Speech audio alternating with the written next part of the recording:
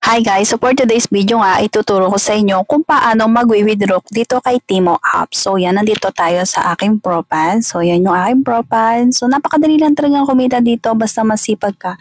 Tamad-tamad pa ako dito. Kaya yan lang yung kinita ko sa aking 1 week na simula nung dinownload ko tong Timo apps na to. So yan, meron akong 255.61 diamonds. So ating i-withdraw siya. Tingnan natin kung magkano yung convert niya. So ayan.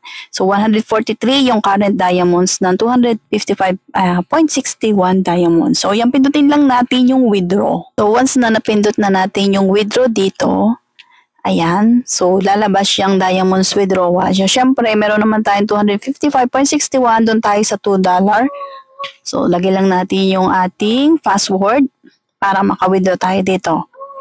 And then, yung e-wallet, so yan. So, syempre, meron transfer fee na gagamitin natin dito sa GCash, which is 25 pesos. So, yung darating lang sa atin is 87 pesos, which is not bad naman kasi hindi naman ganon kahirap yung ginawa natin dito.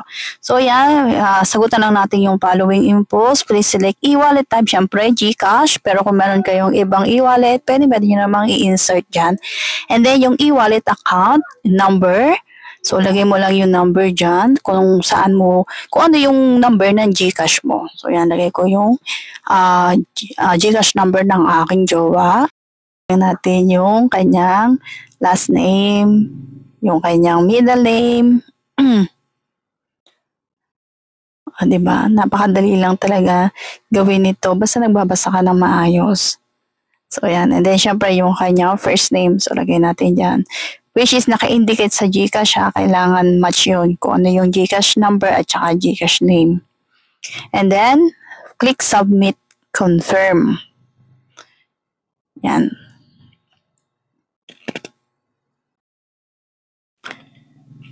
So, once na-check na nga natin yan, i-click na natin itong Submit Confirm. And then, yan. Ito yung withdrawal impulse, which is 112 pesos.